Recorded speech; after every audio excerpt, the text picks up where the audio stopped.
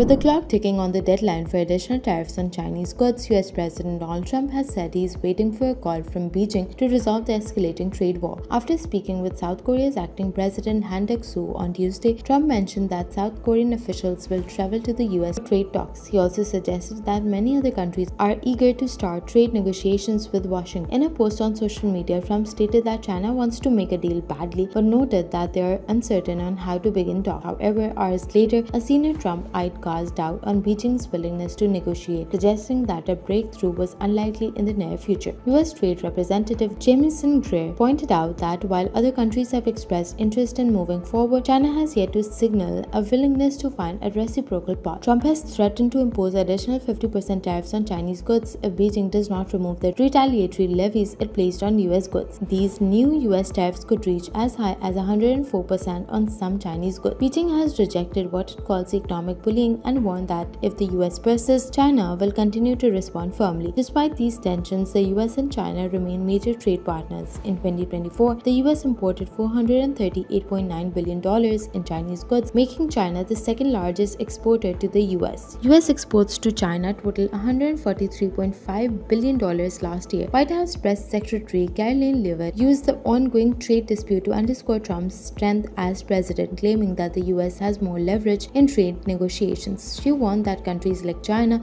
which retaliate against American workers, are making a mistake. On the other hand, countries like China, who have chosen to retaliate and try to double down on their mistreatment of American workers, are making a mistake.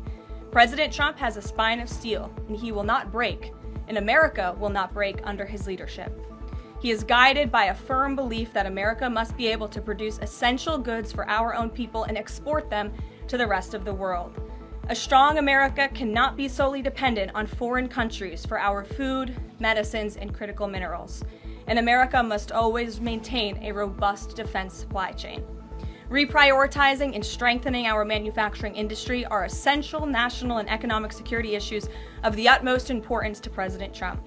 By focusing on supercharging the onshoring of American manufacturing, the president is already delivering on his promise to usher in an economic golden age for our country. Relations between the two nations have soured over trade, Taiwan, the South China Sea, and US efforts to counter Chinese influence in the Indo-Pacific. Trump's trade policies, including tariffs on US allies, have shaken global markets, raising concerns about potential price hikes for American consumers. However, the Trump administration argues that these tariffs will ultimately boost US manufacturing and create jobs. The Trump administration's trade shakeup has drawn attention from nearly 50 countries, according to Greer, who has been discussing trade reciprocity with other nations.